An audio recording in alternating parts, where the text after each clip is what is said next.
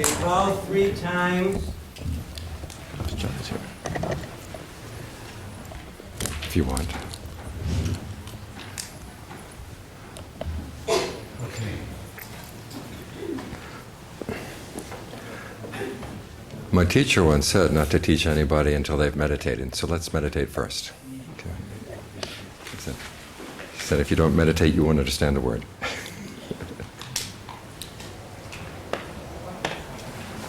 Okay, find a comfortable position with your back straight. Place your hands in your lap and close your eyes.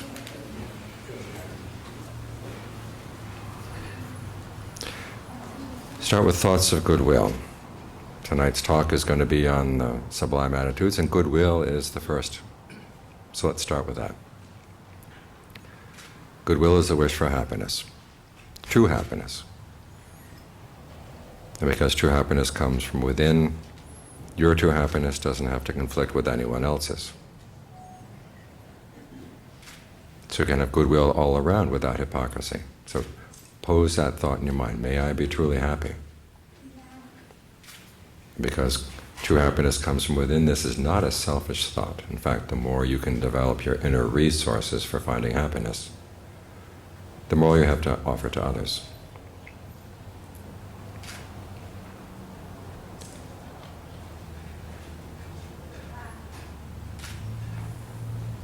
And then spread thoughts of goodwill to people who are close to your heart, your family, your very close friends. May they find true happiness too.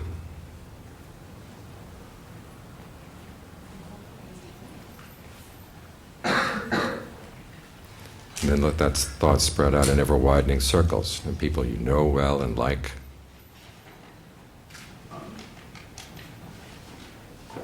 People you like even though you don't know them so well.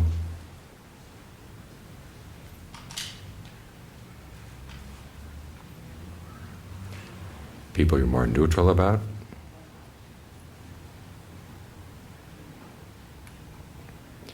And people you don't like. Remember that the world would be a much better place if everyone could have true happiness inside.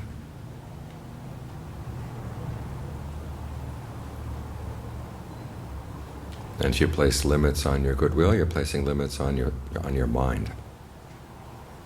So don't let your likes and dislikes get in the way.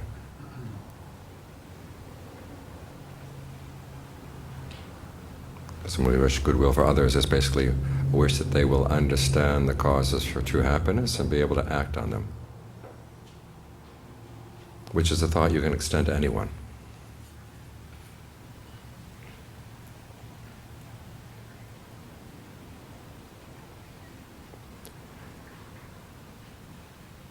And spread thoughts of goodwill to people you don't even know.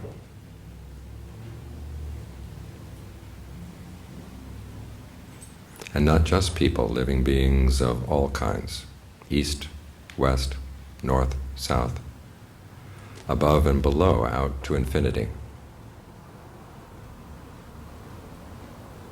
May we all find true happiness in our hearts.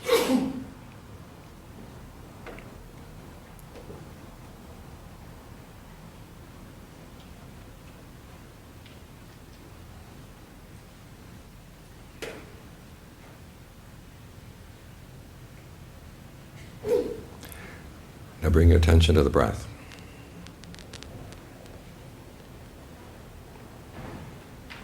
As I'll be talking tonight, when you spread goodwill to others, it's good to have a foundation in the body, a comfortable foundation in the body in the present moment. And the breath is the best way to develop that foundation, because the way you breathe is going to have a huge impact on how you sense your body. Take a couple of good, long, deep in and out breaths and notice how that feels.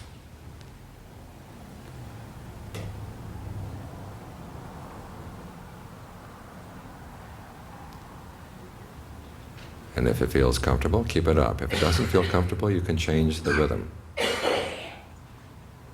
Have shorter breathing, more shallow, heavier, lighter, faster, slower.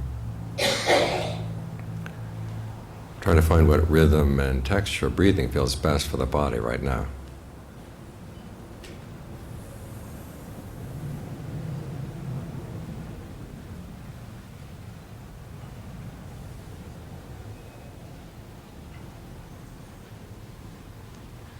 If your attention wanders away after a thought that's not related to the breath, just drop the thought and you'll be right back at the breath.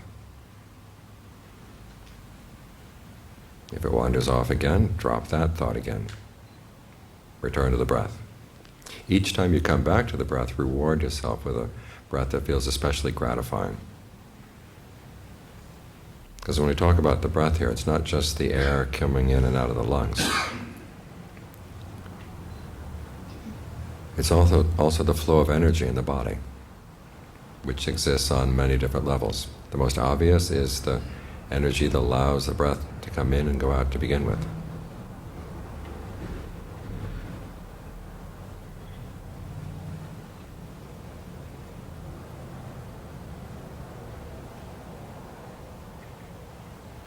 So think of that energy bathing the body in a way that feels good.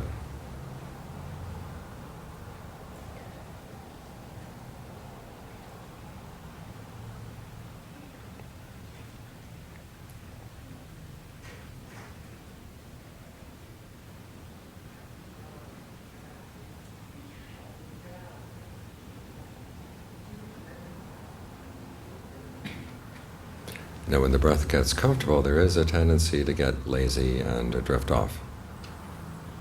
So to counteract that tendency, the next step is to be aware of the whole body as you breathe in and the whole body as you breathe out.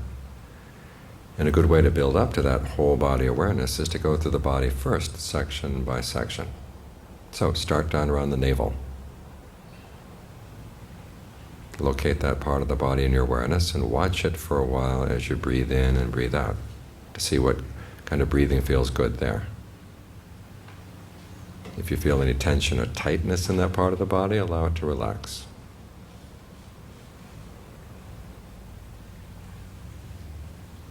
See if you can keep it relaxed all the way through the in-breath, all the way through the out.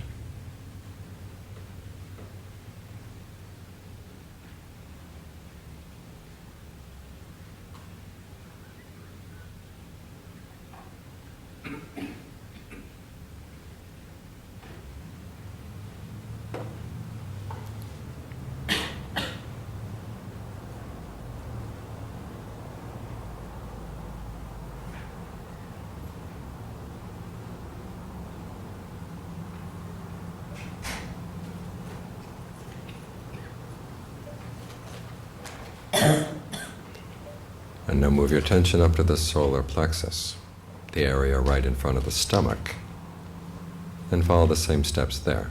In other words, 1, locate that part of the body in your awareness. 2, watch it for a while as you breathe in and breathe out to see what rhythm of breathing feels good there. And 3, if there's any tension or tightness in that part of the body, allow it to relax so that no new tension builds up as you breathe in and you don't hold on to any tension as you breathe out.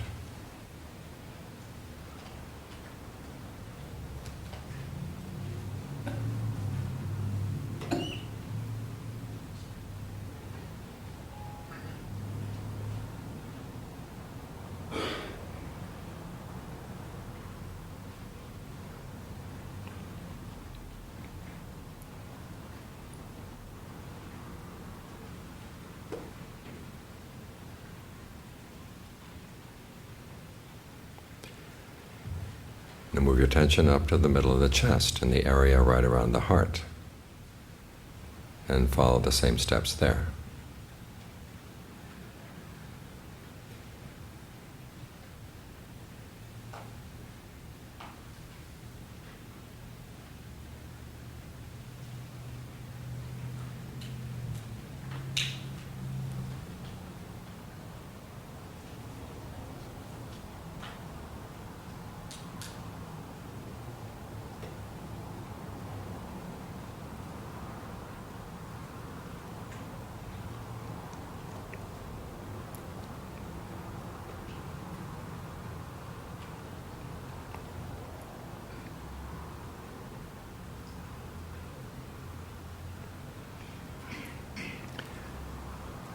And now move your attention to the base of the throat and follow the same steps there.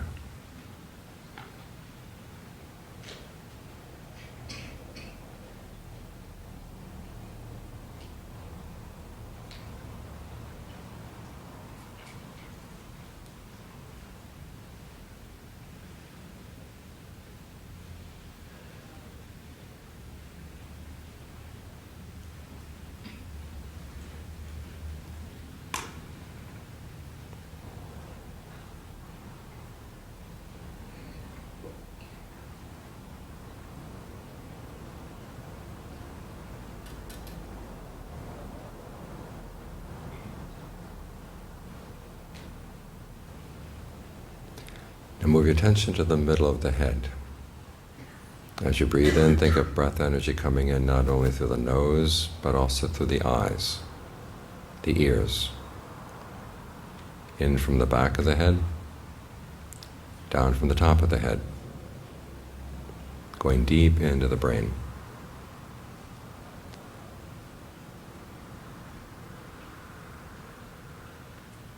Nourishing all the parts of the head that feel starved of energy, and dissolving away any patterns of tension you may feel in the jaws, around the forehead.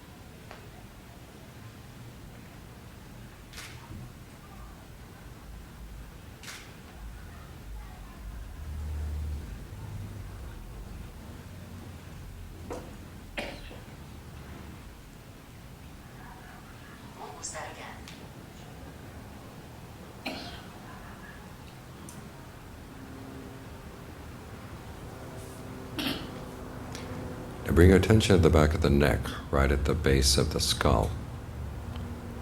As you breathe in, think of the breath energy entering there and then going down through the shoulders and the arms, out to the tips of the fingers. And as you breathe out, think of it radiating out from all those parts of the body into the air.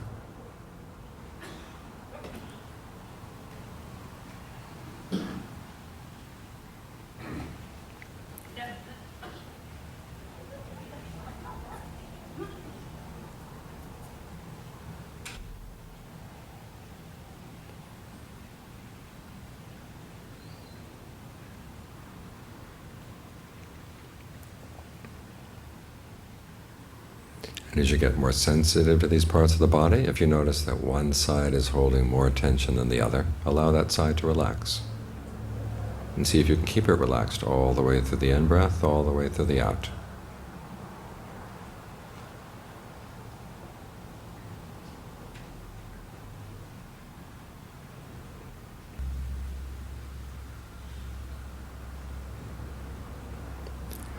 Now keeping your attention focused at the back of the neck. This time as you breathe in, think of the breath energy entering there and going down both sides of the spine, all the way down to the tailbone.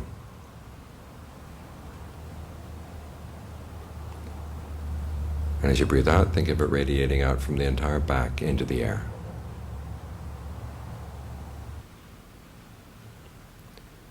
And again, if you notice more tension in one side of the back than the other, allow that side to relax, to bring things more into alignment.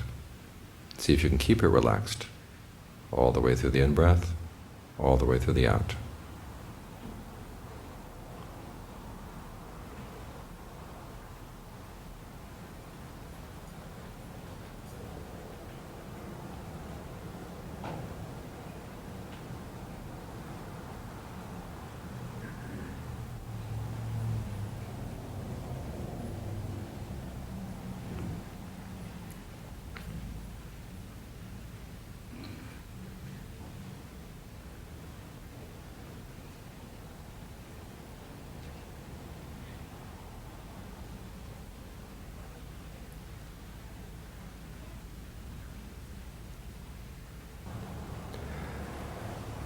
Now bring attention to the tailbone.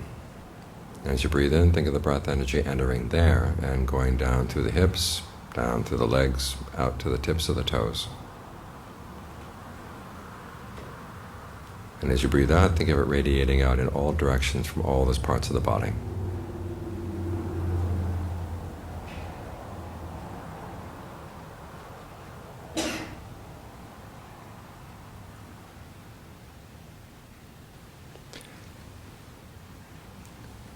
Now that completes one cycle in the survey of the body. If you were meditating on your own, you could go through the body at your own pace as many times as you like. But for right now, choose one spot in the body that seems most congenial to stay focused. either because the breath feels especially good there, or it's just easy for the mind to settle in there. Let your attention settle there, and then from that spot spread out to fill the whole body.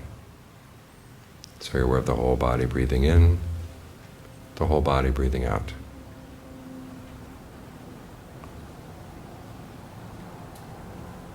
The range of your awareness will have a tendency to shrink, especially on the out-breath.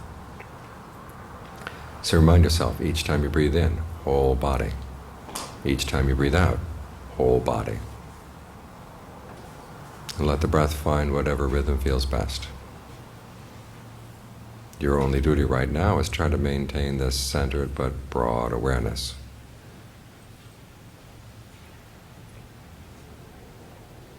It's healing for the body, healing for the mind.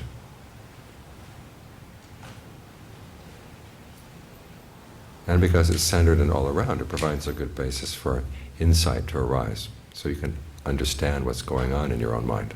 But for the time being, don't worry about the insights. Just try to make this foundation good.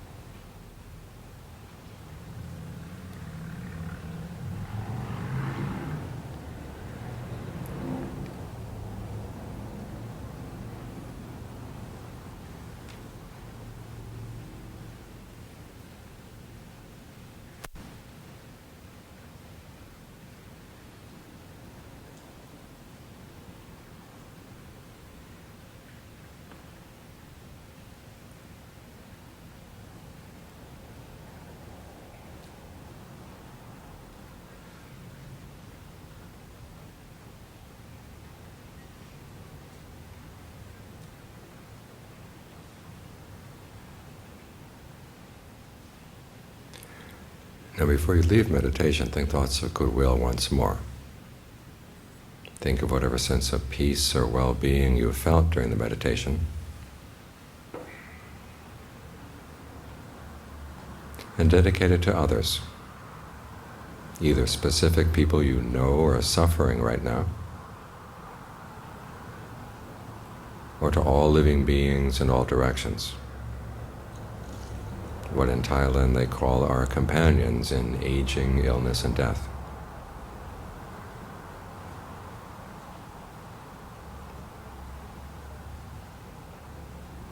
In the midst of that, may we all find peace and well-being in our hearts.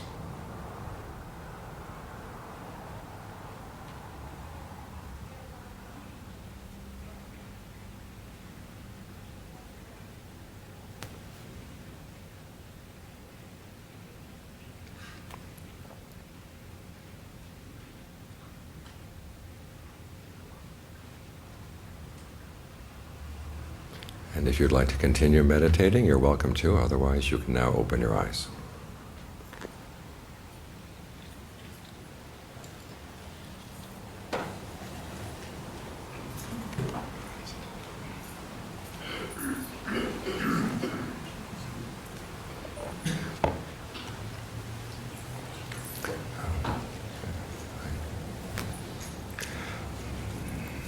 One of the ironies of our life as human beings is that we all want happiness. And practically everything we do is for the sake of happiness, well-being. And yet we end up doing so many things that cause suffering. Can you hear me clearly? It's almost as if we aren't really taking our happiness that seriously. We do things and say, oh my gosh, that didn't work. We do something else, that didn't work. We don't seem to go about it in a organized or systematic way. Two of the main problems are on the one hand, we don't really know what will lead to true happiness. Or secondly, we learn and then we forget. We learn some lessons and then emotions come in, something catches our attention, and we forget what we learned from the past. And the Buddha is suggesting, and this is one of the basic points of his teaching, is that we really should take our happiness seriously. Because if you don't take your own happiness seriously, what do you take seriously? But he also says that when you take your happiness seriously, it's not a selfish thing. Because it so happens that the things that you do would lead to your true happiness are also conducive to true happiness for other people at the same time. The main problem is that we don't know what would lead to true happiness, and we forget when we do know. And when you hear sometimes when the Buddha talks about how things are impermanent, these are the 2 points where impermanence really is a danger. It's not the fact that things change, the fact that the weather changes is not a big problem. The fact that this temple wasn't here and is now is here, that's not a problem. The fact is that on the one hand, we work hard to find happiness in some things and then it doesn't last. It's not worth the effort that we put into it. And the other problem with inconstancy or impermanence is that our minds can change so quickly. And the Buddha, who was an expert in finding analogies for things, he said there is no analogy for how quickly your mind can change. You're in love with someone and then a second later, you hate the person. You get a new car, and you like it, someone puts a scratch in it, and that's the end. The car is no longer any good. So the mind is so quick to change and quick to forget. So that's one of the dangers of inconstancy. So it's the fact that we work hard for things and then sometimes you can devote years to a particular type of happiness and then it just disappears. That's one place where impermanence is bad. And the other is the fact that your mind can change so quickly.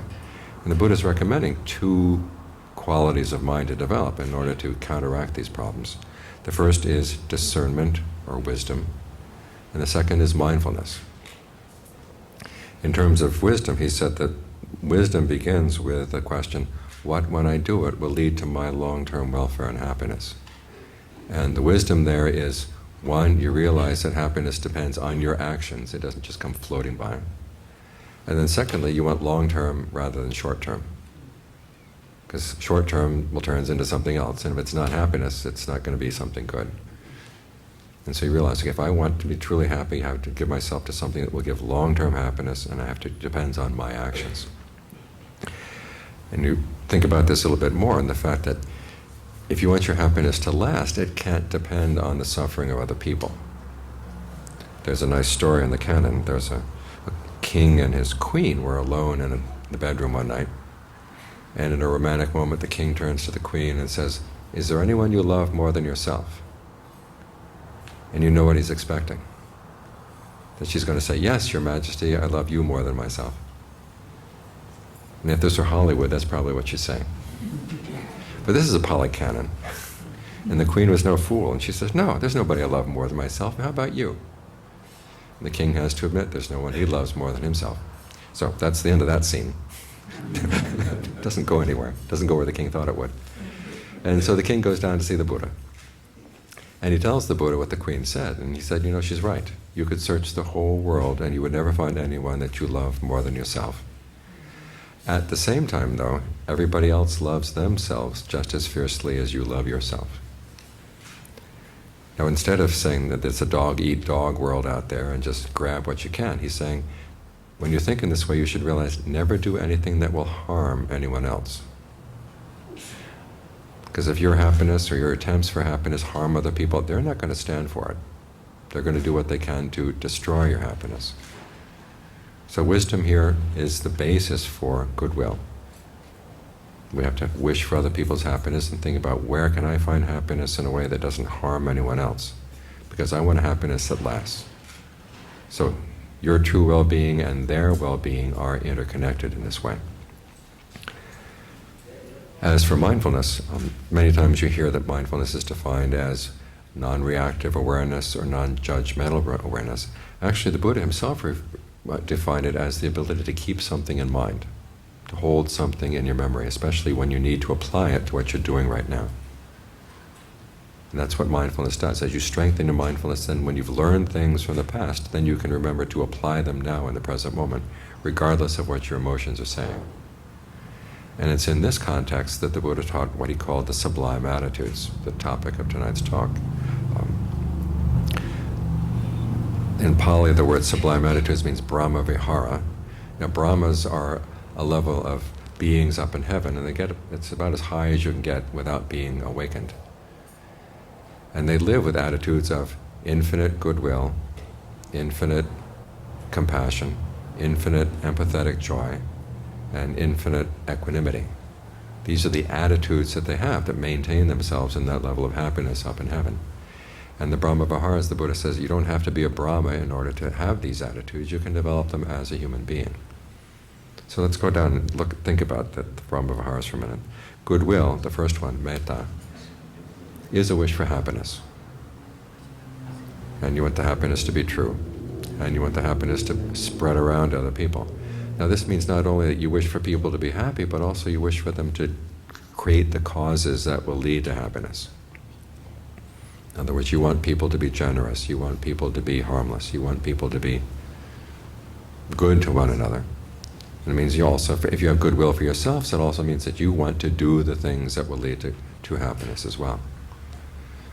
Compassion is what goodwill feels when it sees suffering. Whether it's your suffering or someone else's, you want the suffering to end if possible. And again, this applies not only to people who are sad right now, but people who are doing things that will lead to suffering. You would like to see them stop. So that's having compassion for them. So it takes the principle of karma, in other words, that people are happy or unhappy based on their actions. It takes it seriously. So you're happy not only for people who are happy, which is what empathetic joy is about, but you're also happy for people who are doing things that lead to happiness. You feel compassion not only for people who are sad or suffering right now, but also compassion for people doing things that are going to lead to suffering.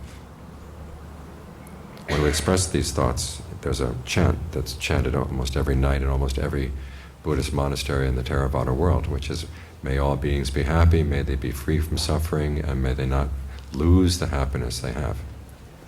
Now notice all those thoughts are expressed with may this be, may this be. Equanimity, though, the fourth Brahma Vihara, is different. Equanimity is the realization that there are times when you wish for other people's happiness and they're not going to do what will actually lead to happiness. And there's no way you can force them. Or in your case, there are times when you would like to be happy, but you find yourself there, you've got some past actions that are leading to things that are making it difficult for you right now. Okay, you treat that with equanimity. In other words, you don't focus on things that you can't change, so that you will save your energy and use your energy to focus on things that you can. So equanimity is not hard-heartedness or total indifference. It's simply the realization there are some things that you cannot change in the direction you'd like to see them, so you just put them aside and then you focus on things that you can change. So on the one hand you have goodwill, compassion, empathetic joy, which are the willing side of the Brahma-viharas. And then equanimity is kind of the realization that, okay, there's some things you just have to put to the side so that you can focus on the areas where you can make a change. Now these attitudes, we have these attitudes to some extent. As a human being, you have to have goodwill for somebody, you have compassion for some people, you have empathetic joy for some people, you're equanimous about other people. But it's hard for us to feel these things for all living beings without limit. This is why the attitudes have to be developed consciously. Because if you don't develop them consciously, then you can't really trust yourself when you're acting with someone that you really dislike intensely. You can't trust yourself to act in a skillful way. You end up creating bad karma for yourself, you end up creating a mess in the world outside. So you want to be able to develop these attitudes as you can so that you can apply them whenever they're needed. So say in a case when a loved one is sick, and you realize, okay, you can't cure the illness, you've got to work then on being equanimous toward the illness and then focusing what you can do to help that person in other ways. So you want to be able to call on these attitudes when they're appropriate. And this is where the Buddha's teachings on something called fabrication come in. He said, we tend to create mind states, he says, in using three things. One is simply by the way we breathe. If you breathe heavily for 5 minutes, you'll have one kind of mind state. You breathe gently for another 5 minutes, you'll have another kind of mind state. A lot of your emotions are basically thoughts that get into your breath. Anger comes and there's going to be a switch in your breath and you find yourself, the breath feels very uncomfortable. And after a while you say, this anger I have, I've got to get it out of my system. Now for most of us, getting it out of our system means either yelling at somebody, doing something outside, or the other alternative would be to bottle it up. Neither of which works, because when you bottle it up, it turns into The Thing. You remember that movie? The Thing? It would go underground and grab you, you know. And so a lot of times your anger, when you bottle it up, just does that. It comes out some other side. And so one of the reasons we work with the breath, as I recommended right now, is that gives you a third alternative. You don't have to let the anger out through unskillful actions, and you don't have to bottle it up. You can breathe through it and disperse the energy that is built up in the breath around the anger. So the breath, the way we breathe, is one of the ways in which we create a certain mind state. And we can learn to breathe in ways that will be more conducive to more skillful mind states. That's one.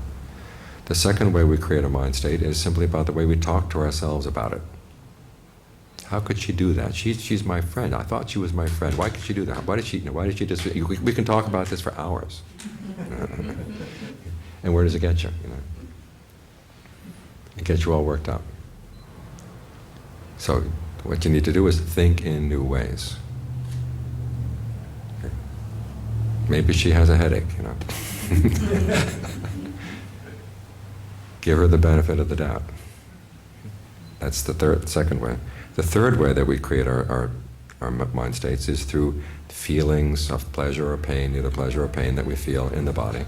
Feelings of pleasure or pain, neither pleasure nor pain. And these, of course, can be related to your breath, or they're related to the way you think. And then there are perceptions. These are the images that go into the mind. Kind of like subliminal messages on TV. Something will flash into your mind. You see your boss and you see monster, And that's going to affect the way you relate to your boss. You see a little rabbit and you think, oh, isn't the little rabbit cute?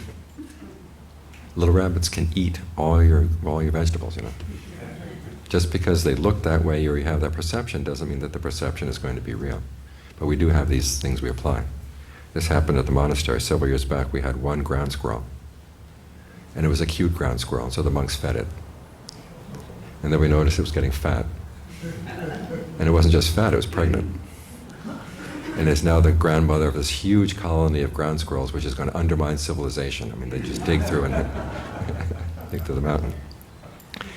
So the emotions you have these little images that kind of come into the mind and will have an effect on how you relate to other people.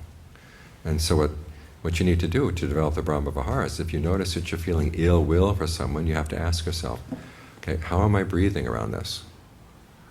What thoughts am I generating in my mind about this person? And also, what are the images that come into my mind when I see this person or think about this person? Can I change that? The easiest thing to change is the breath. This is one of the reasons we do breath meditation. You find yourself in a difficult situation, breathe calmly. Breathe in a way that dissolves the tension in the body, like I was recommending just now. Once you don't have that feeling that it's built up inside, then you can look more objectively at your own mind. How am I talking to myself about this person? Is what I'm saying fair? Is it useful? The Buddha has recommendations for speech, and they're useful for thoughts as well. The first question is it true? If it's not true, why think it? Secondly, even if it's true, is it beneficial? This may not be beneficial. Maybe I can drop it then. And then the third one, is this the right time and place for that? There are lots of things that are true or beneficial, but this is the wrong time. So learn how to say, I can put this thought aside for the time being. Learn to think about the situation in different ways. And then finally there are perceptions. Try to get sensitive to the perceptions that you bring to a situation when you're dealing with a person. What image do you hold in your mind? When you see some people, you're going to be thinking of your mother. When you see other people, you're going to be thinking of your father. People from the past tend to pop up, or our images of people, relationships we've had in the past, experiences we've had in the past, tend to get applied to the people that we meet. And that can color everything for good or bad. So ask yourself, how can I color it in a way that's going to be good, that will be useful? So this is how you use these three things: the way you breathe, the way you talk to yourself about the situation, and then the images that you bring to your mind around the situation. Can you consciously change them? And if you can use this knowledge to create a sense of goodwill whenever you need it, compassion whenever you need it, empathetic joy whenever you need it. In other words, there are times when you feel ill will for someone, you say, I've got to change this because otherwise I'm going to be doing things that are unskillful. I've got to change his attitude. If you see someone who's suffering and you think, boy, now's my chance to give it to them hard, okay, you say, no, I've got to have compassion for this person, they're suffering. Or if you see someone doing something really unskillful, you don't just go up and fight them, you say, how can I help this person to stop being unskillful? Think about it as a way of helping them, rather than just fighting them. See someone who's got some happiness that you don't have, you don't want to be jealous, you don't want to resent that. Because again, suppose someday you gain this happiness. Do you want other people to resent you? No. So you want to be able to bring the proper attitude to whatever situation you find yourself in. And so it's useful to learn how to develop these three aspects I mentioned: the breath, the way you talk to yourself about the situation, and then finally the perceptions, the images that you have in mind around the situation. Try to consciously change those. Now to help in this, to help keep this in mind, and also to help you have some decent ideas about how to apply it in your life, the Buddha talks about helps you in three ways. The first one is in his teachings on the precepts. There are 5 precepts. The first one is not to kill anything, anybody. Secondly is not to steal anything. The third is not to have illicit sex. The fourth is not to tell lies, in other words, to consciously or intentionally misrepresent the truth. And then the fifth is not to take intoxicants. And these are the Buddha's kind of shorthand recommendations for how to act in a way that shows goodwill for yourself and other people. In fact, it's interesting, he says, when you act in line with these 5 precepts, you are actually benefiting yourself. When you get other people to follow the 5 precepts, you're benefiting them. And the 5 precepts are kind of the basic common denominator for, and because they're short and simple, they're easy to keep in mind. It's like so that when you really do feel like killing somebody, it says, no. If you feel like stealing something, you say, I could get away with this? No. It's kind of like, if you lived here in Alaska 20 years ago, do you remember the bear awareness signs they used to have? Does anyone here remember the bear awareness signs? Yes, okay. They used to have them up north for all the stupid people down in the lower 49 who don't know bears, you know. And the bear awareness had 10 do's and don'ts. You see a bear, do not run. Because of course that's the first thing that's going to come into your mind, run. So it says, do not run. Secondly, raise your arms, look bigger than you are. Speak to the bear in a calm and reassuring voice. And it goes down, 1 through, you know, and then finally it gets to the last one, okay? If the bear rushes you, lie down, play dead. But then the very last one, the one that really got me, was the one that said, if the bear starts chewing on you, try to notice, is the bear chewing out of curiosity or hunger?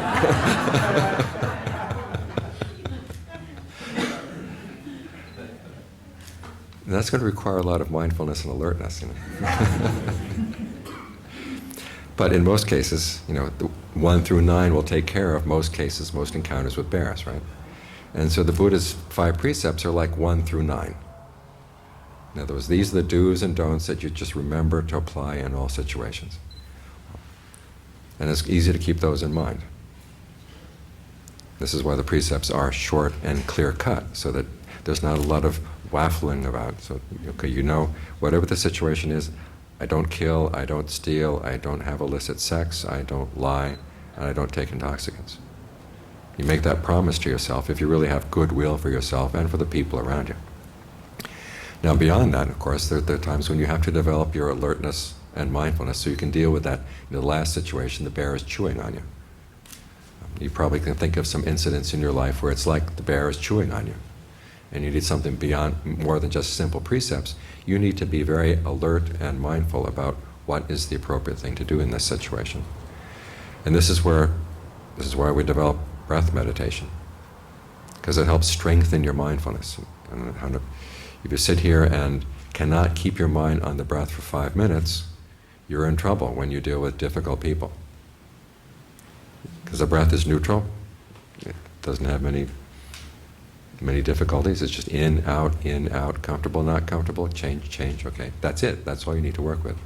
So it gives you something that's neutral and right with you that helps develop your mindfulness. So you can I'm going to keep this in mind, we're going to stay with the breath, and if I find myself wandering off, I'm going to come back. And your ability to develop this talent or to develop this skill then gets carried into other areas of your life so that you can hold things in mind as you walk into a difficult situation. We're developing not only mindfulness but also alertness. You're watching what's happening with the breath. You make changes, you immediately can see whether the change is for the good or for the bad.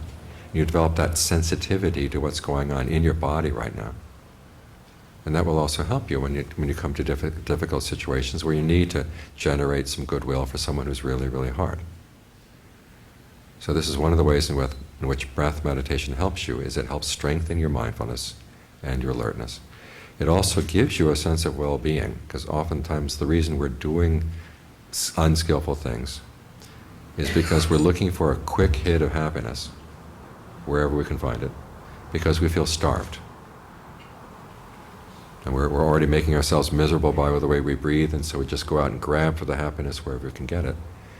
And sometimes the happiness is just that, in being cruel to other people. You take a certain perverse pleasure in being cruel. Or sometimes you don't think about being cruel, but you feel you're lacking something in your life and you just grab for something. And so working with the breath gives you a sense of well-being that you can take as a grounding, as a foundation, so you're not so starved for pleasure all the time. And then the third thing that's helpful about breath meditation is that it gets you more sensitive to these processes of what I call fabrication, or sankhara, the way you breathe, the way you talk to yourself, and also the image that you're holding in mind. Because to stay with the breath, to begin with, you have to talk to yourself and stay with the breath, don't wander off, come right back, come on. Talk to yourself like this, and then you start noticing other conversations going on in the mind. And you get more sensitive, all these other conversations are there. It's like you have a whole committee inside here. And it's not the temple committee. It's the Chicago City Council, you know. They've got all kinds of subterfuges. It's the lobbyists in Juneau, you know. And you get more sensitive to these different voices, and as you get more sensitive, then you can deal with them. Because otherwise they tend to stay in the background and they'll make little comments when you're not paying attention. And they can poison the water of the well in your mind. But if you're sensitive to what you're saying to yourself, then as difficult emotions come up and you see, okay, this way I'm talking to myself is not helpful right now, you can change the way you talk. And then finally with the perceptions, the images you hold in mind, you'll find that the way you perceive the breath, the image you have about the breath, will influence the way you sense the breathing. For instance, if you think that the breath is only the air that comes in and out through the nose, that will make it very difficult to do breath meditation, say when you have a cold. Or even just sitting here, in this sense that you've got this whole body to nourish and it's only two little holes right here. Whereas if you think of the breath energy coming in from all directions, through every pore of the skin, then the breath becomes a lot lighter, becomes a lot more spacious. Your sense of the body becomes more spacious. There's a town in California, Laguna Beach, they have a festival they call the Festival of the Arts, where they recreate famous paintings on a stage. And then they have a big revolving stage, you know, and sometimes they'll have paintings, sometimes they'll have statues. And they discovered very early on when they did statues, you know, they'd go down to the beach and get somebody good looking to be Venus or David, and they'd cover them with white paint. First they covered them all around with white paint. And they found that you get Venus on the stage for 2 minutes and she faints if she's covered with white paint. In other words, your skin really does breathe. They discovered that so for her not to faint, they had to keep her back not covered with a paint. In that way, so there's a breath energy that does come in and out the pores. So if you hold that perception in mind, it will change the way you sense the breathing. And you begin to realize just simply the way you relate to your breath is so dependent on these perceptions. The same principle applies to the way you relate to other people. And if you can change the perception of your breath, you can change your perceptions around other people. So the breath meditation gives you some hands-on experience in dealing with these different types of fabrication. The physical, what they call verbal, how you talk to yourself, and mental fabrication, which is the perceptions you hold in mind. So those are three of the ways in which breath meditation helps as you try to develop the Brahma Viharas. It strengthens your mindfulness, gives you a sense of well-being here in the present moment, so it's a lot easier to feel goodwill for other beings because you're feeling good inside yourself. And then finally it gives you some practice in these different ways in which you fabricate your mind state, so you can step back from a mind state and say, I'm putting this mind state together in a really stupid way, I can do this differently. I mean, all too often we think a feeling comes up very strongly and this is what you really feel. The question is, do you really feel that, or is that something you just habitually fabricate around that situation? And if you can think of, I can step back from this and fabricate it in a different way, this puts you more in charge of how you're going to be dealing with yourself and dealing with other people. Finally, and some of the help that the Buddha gives in developing these Brahma Viharas is his reminder that your life is shaped by your actions. Your actions are your treasures. Now, are they your treasures or are they your junk? I mean, look what kinds of actions you do in the course of the day. It's like the person who carries a suitcase around. What are you carrying in your suitcase in terms of the actions you've done in the course of the day? If you can develop the Brahma Viharas, your suitcase will have good things in it. It'll have treasures that are actually worth carrying around. Although the image in the canon is that you don't have to carry your good karma around, it floats behind you. It's light. So if you develop the good Brahma Viharas, then your actions will be your treasures, and they'll be good actions. Secondly, he says also that not only the actions you're doing now and into the future, but if you develop these Brahma Viharas in an unlimited way, it has an impact on your mind so that even bad things you've done in the past are not going to affect you as strongly.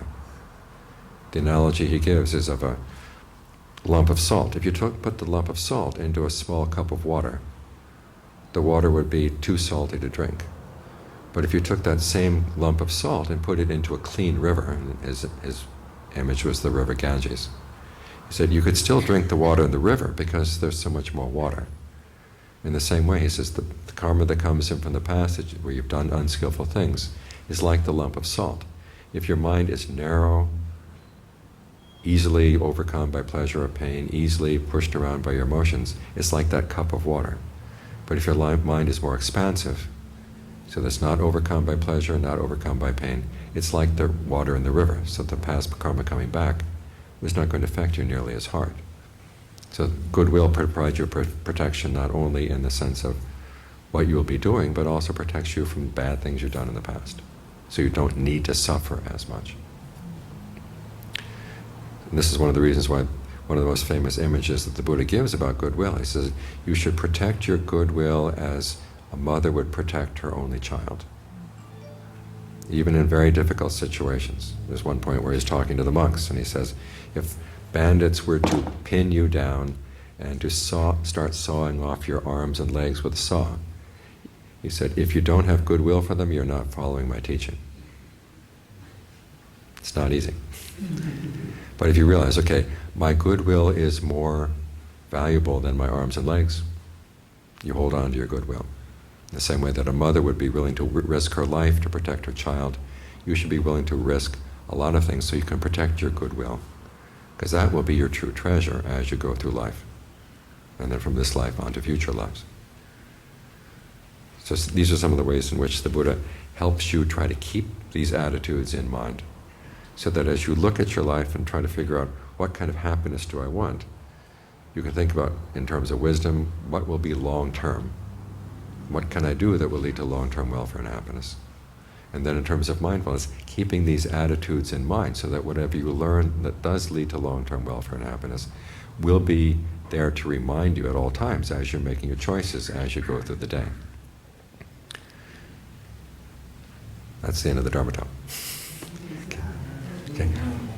Are there any questions before we break?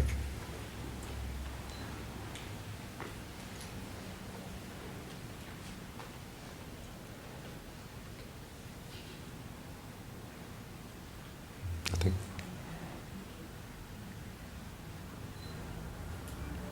This is your last chance. I'm not coming around too many more days.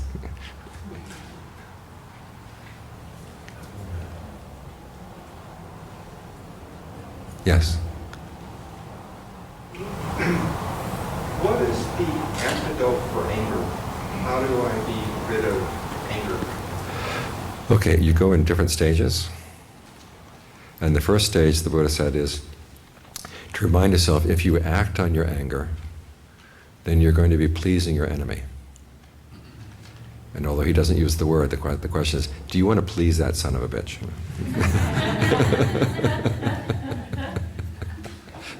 We're talking here on a very basic level. But in other words, okay, if I act on this anger, I'm going to destroy myself. I'm going to do stupid things, and I'm going to regret it after I said it, and there will be people who would like to see me do stupid things. Do I want to please them? So that's the first thing to hold in mind. And then the second thing is, okay, the reason I'm not acting on the anger is because I have goodwill for myself. So have very strong goodwill for yourself. And then think about, okay, if I act on this anger, it's going to be bad. So I've got to have goodwill for the people around me. And so the Buddha says, in this particular case, you look at someone who's done something really bad and say, is there anything good they've done? And focus on that. The analogy the Buddha gives is of a person who is going through the desert and is very hot and tired and thirsty, and comes across a little cow print with a little bit of water in the cow print. And he knows, okay, if I try to scoop it up, I'll get it muddy and I can't drink the water. I'll have to go down and slurp it up out of the cow print. Now that's a very undignified posture. But you say, okay, I need that water. And the same way, okay, I need to think about this person's good qualities, even though they've done other things that are really distasteful or I really dislike intensely. And I may feel that it's lowering myself to try to think good thoughts about that person, but I need it. Because I need the water of their goodness in order to nourish mine. So try to find something good in that person. And if you can't find anything good in that person at all, then you're just going to have compassion for that person. That person's creating a lot of bad karma.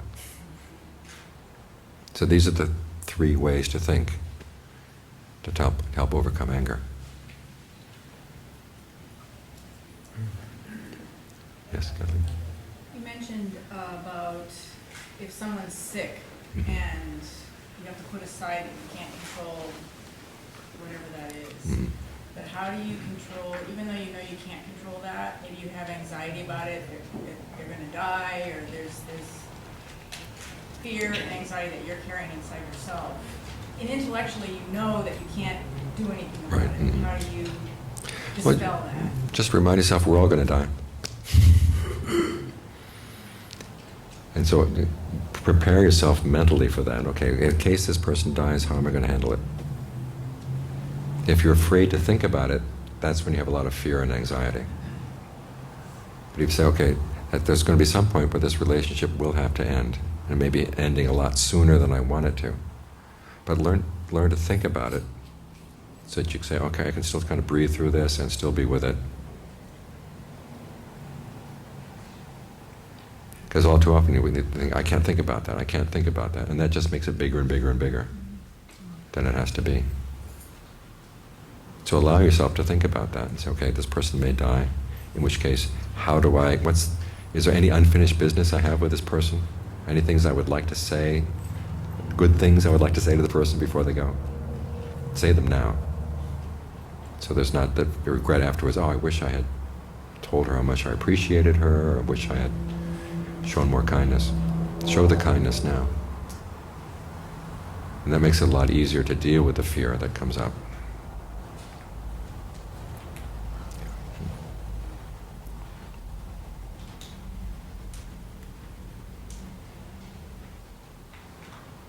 Yes? If a position causes you pain with meditating and distracts you, should you pick a different one? Yes. However, if you find yourself sitting with your spine is straight, your posture is perfect, and it's still painful, sit with it for a little while. Because it's good to be able to find a position where you can stay for long periods of time, because that allows the mind to get deeper. And as you work with the breath, especially work with the breath down the spine, you kind of straighten things out. If there's pain in your legs, often it's a sign that there's a blockage in the spine in terms of the breath energy. So try to think about opening up the channels as you go down the spine. And that might relieve the pain that you feel, say, in your legs or in your hips. So work with the breath first, but if it's really painful, so painful you can't focus on the breath, change your posture.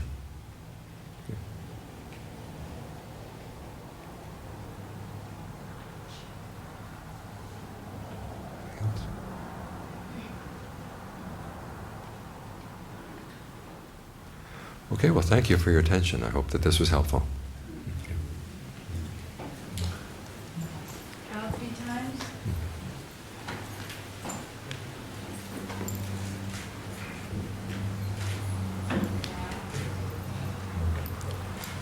Yeah, there should be books. Oh, here they come.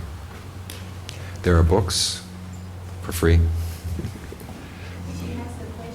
Oh, you have a question? Yes.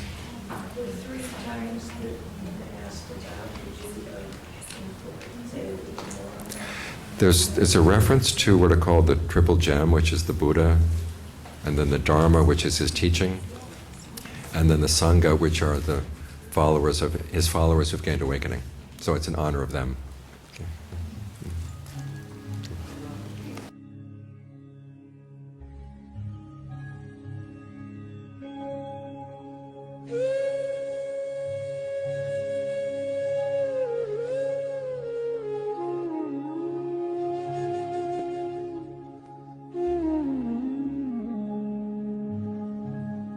idam khopana bhikkhave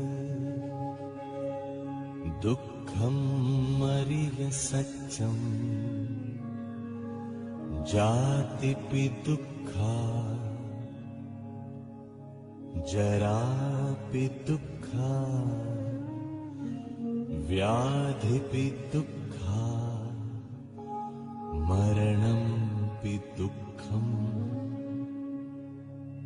पियेहि संपयोगो दुःखो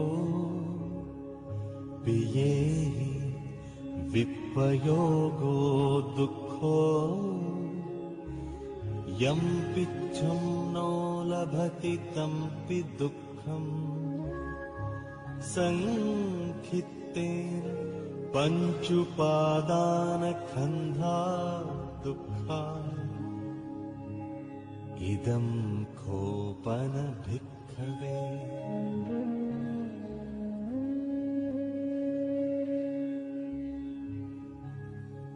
इदं खोपन भिक्खवे दुःखसमुदयं यम् अरियसत्यम् यायं तण्हा पोनो भविका नन्दिरागसहगता तत्र तत्राभिनन्दिनी सेयत्थीदं कामतण्हा भवतण्हा विभवतण्हा इदं खोपन भिक्खवे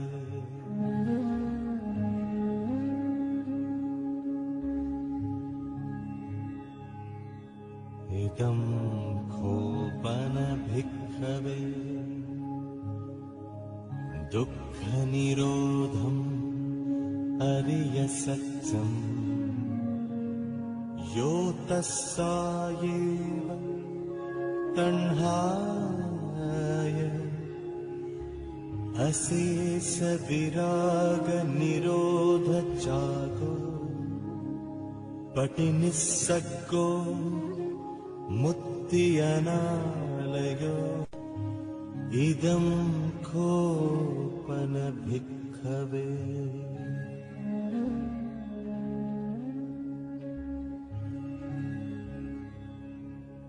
इदं खोपन भिक्खवे दुःखनिरोधगामिनी पटिपदा अरियसत्यम् अयमेव अरियो अट्ठङ्गिको मग्गो सेयत्थिदम् सम्मादिट्ठि सम्मासङ्कल्पो सम्मावाचा सम्माकम्मन्तो सम्मा आजीवो सम्मावायामो सम्मा सति सम्मा समाधि